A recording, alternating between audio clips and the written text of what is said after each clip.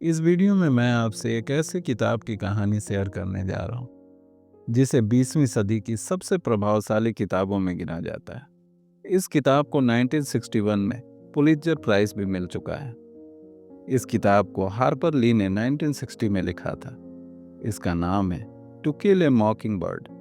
कहा जाता है कि यह कहानी ली की अपनी कहानी है और मॉकिंग बर्ड मासूमियत और एक ऐसे किरदार को रिफ्लेक्ट करती है जो हमेशा गुप्त रहकर इस किताब की नायिका की मदद करता है। असल में यह कहानी नस्लीय अन्याय, बचपन की मासूमियत, नैतिक साहस और इंसानियत और पूर्वाग्रह और करुणा पर आधारित है।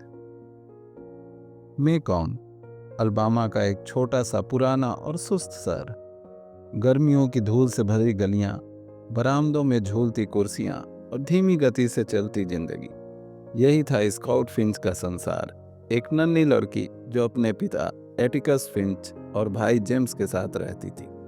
उनकी मां नहीं थी, लेकिन घर में थी कैलिफोर्निया, एक अश्वेत महिला जो नौकरानी भी थी और मां की तरह बच्चों की देखभाल भी करती थी। स्काउट और जेम्स का बचपन किसी भी और बच्चे की तरह था। शरारतें, खेल और रोमांच। गर्मी में उनके साथ जुड़ जाता था उनका छोटा दोस्त ड्रिल, जो पास के शहर से छुट्टियां मनाने आता था।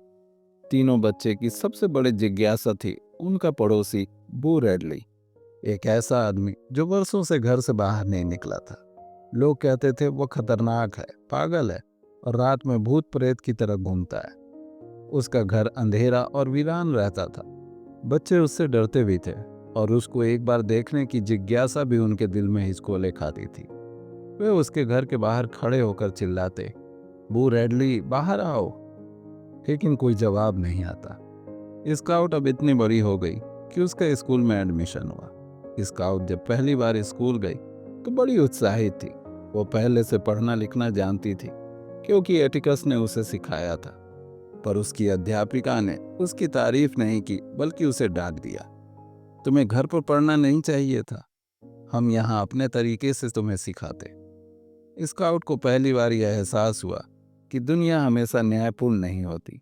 वो रोती हुई घर लौटी और एटिकस से इसकी शिकायत की। एटिकस ने शांत स्वर में कहा, अगर किसी को समझना है तो उसकी जगह खुद को रख कर देखो, तब समझ पाओगे कि उसने वैसा क्यों कहा। यह शिक्षा स्काउट की जिंदगी का आधार बन गई और कहीं ना कहीं यह वाक्य इस पूरी कहानी का सार भी है, जो आपको आगे इस कहानी को सुनने पर पता चलेगा। दिन बीतते गए। एक दिन स्कूल से लौटते समय स्काउट और जेम्स ने रेडली के घर के पास एक पेड़ के खोखले में च्युइंगम का एक टुकड़ा पाया। फिर कुछ सिक्के और बाद में छोटे छोटे खिलौने। धीरे धीरे उन्हें लगने लगा कि उन्हें कोई उपहार दे रहा है। क्या यह बू रेडली हो सकता है? उनके मन में अब डर के साथ साथ जिज्ञासा और दोस्ती की चाहत भी जागने लगी। एक गर्मी की रात, डिल की छुट्टियां खत्म होने से पहले, बच्चों ने यह तय किया कि वह बू रेडली की एक झलक देखेंगे। वे दबे पांव उसके घर के आंगन में पहुंचे। तभी धमाका हुआ। एक बंदूक की आवाज गूंजी। जेम्स की पैंट फंस गई और उसे उसको उतार कर भागना पड़ा। लेकिन दूसरे दिन जब जेम्स उस पैंट को लेने वापस गया तो उसने देखा कि पैंट तह करके रखी गई है और फटी हुई जगह फिर से सिल दी गई है। यह देखकर वह कांप गया। क्या यह बू ने किया है? अब धीरे धीरे सर्दी आ चुकी थी। एक दिन उन बच्चों की पड़ोसी मिस मॉडी के घर में आग लग गई। चारों तरफ अफरा तफरी का माहौल था। पूरा शहर आग बुझाने में जुटा था। बच्चे ठंड से कांपते खड़े थे। अगले दिन स्काउट ने देखा कि उसके कंधे पर रात में किसी ने कंबल डाल दिया है। एटिकस मुस्कुराए और बोले, यह बू रेडली था। स्काउट हैरान रह गई। वह आदमी जिससे वे डरते थे असल में उनकी देखभाल कर रहा था। इसी बीच शहर में हलचल मची। टॉम रॉबिन्सन, एक अश्वेत आदमी, पर आरोप था कि उसने एक गोरी लड़की मायला इवेल पर जबरदस्ती की है। अदालत ने उसका बचाव करने के लिए एटिकस फिंच को चुना। शहर भड़क उठा। वह निग्रो का पक्ष ले रहा है, उसे शर्म आनी चाहिए। स्काउट और जेम्स का मजाक उड़ाया जाने लगा। वह जब भी स्कूल से आते लोग उनका मजाक उड़ाते। स्काउट और जेम्स इससे बहुत परेशान हो गए। तब एक दिन एटिकस ने उन्हें समझाया, सच्चाई पर डटे रहना आसान नहीं है। असली हिम्मत वही है जब हार तय हो फिर भी सही के लिए लड़ो। अब अदालत की कार्रवाई का दिन नजदीक आ गया था। अदालत के दिन पूरे शहर की भीड़ उमड़ पड़ी। जेम्स, स्काउट और डिल भी छुप कर कोर्ट रूम में पहुंच गए। वे अश्वेतों के हिस्से में बैठे, जहां से दृश्य साफ दिख रहा था। एटिकस खड़े हुए। उनकी आवाज़ धीमी लेकिन दृढ़ थी। उन्होंने कहा, टॉम निर्दोष है, सबूत ये साबित करेंगे। मायला को गवाही के लिए बुलाया गया। मायला कांपते हुए बोली, उसने मुझे पकड़ लिया था, मारने की कोशिश की। उसके पिता बॉब इवेल ने अदालत में गुस्से से कहा, मैंने अपनी बेटी को उस निगरों के चुंगल से बचाया है। लोगों में गुस्सा था। एटिकस ने शांति से सवाल किए। मायले के चेहरे पर चोट थी, जो बाएं हाथ से मारी गई थी। टॉम का बायां हाथ तो पहले ही से विकलांग है, तो आखिर वह मायला पर कैसे हमला कर सकता है? चूंकि मायला का बाप उसे मारता था, मायला ने टॉम से खुद से मदद मांगी थी, और जब उसके पिता ने उसे देख लिया तो उसने गुस्से में अपनी बेटी को पीटा और झूठा इल्जाम टॉम पर लगा दिया।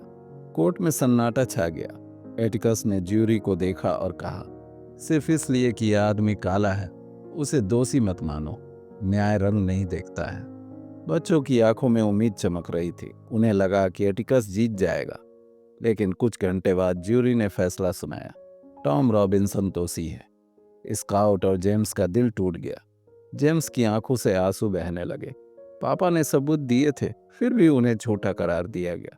एटिकस ने धीमे स्वर में कहा, कभी कभी लोग वही मानते हैं जो उनके पूर्वाग्रह कहते हैं। यही दुनिया की सबसे बड़ी बीमारी है। कुछ हफ्ते बाद खबर आई कि टॉम जेल से भागने की कोशिश कर रहा था। गार्ड ने उसे गोली मार दी।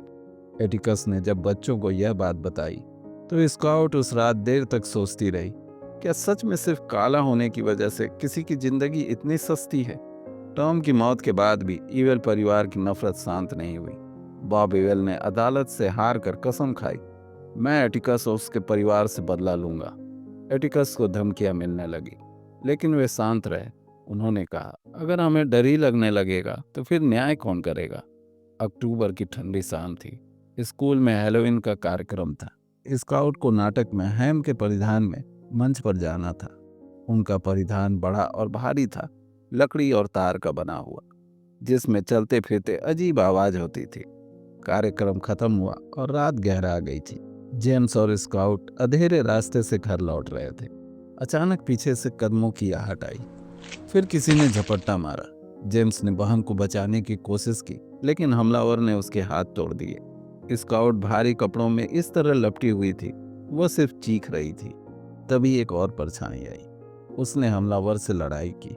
कुछ देर बाद सन्नाटा छा गया। बॉब इवेल जमीन पर पड़ा था, मरा हुआ। जेम्स को गोद में उठाकर एक आदमी घर में आया। उसका चेहरा पीला, आंखें डरपोक, शरीर दुबला पतला। स्काउट ने धीरे से पूछा, आप कौन हैं? मिस मॉडी ने फुसफुसाया, यह है बू रेडली। स्काउट स्तब्ध थी। वह आदमी जिसे वह बचपन से डरते थे, असल में उनका रक्षक था। उसने ही उस रात उन्हें बचाया और बॉब इवेल की जान ले ली। जेम्स डॉक्टर की देखरेख में था। उसका हाथ टूट गया था, लेकिन वो सुरक्षित था। एटिकस ने पुलिस से कहा, बॉब इवेल शराब में धुत था, शायद वह खुद ही गिर पड़ा।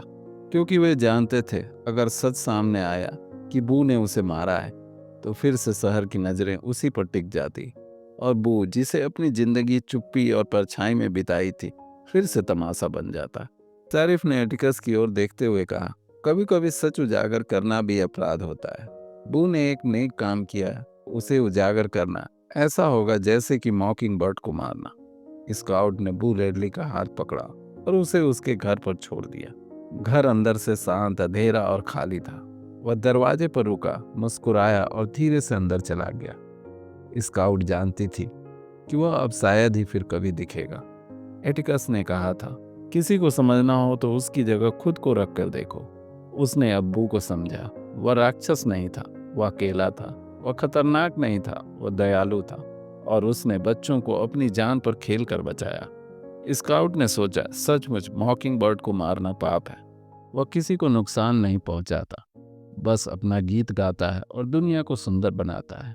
इस तरह टुकीले मॉकिंग बर्ड की यह यात्रा मासूम बच्चों की आंखों से हमें दिखाती है कि समाज कितना अन्यायी और पक्षपाती हो सकता है। निर्दोष लोग अक्सर अन्याय का शिकार बनते हैं। असली साहस वह है जब हार निश्चित हो, फिर भी इंसान सही के लिए खड़ा हो। और सबसे बड़ा सबक, दूसरों को उनकी जगह से समझो, पूर्वाग्रह में मत फंसो। Thank you and best of luck.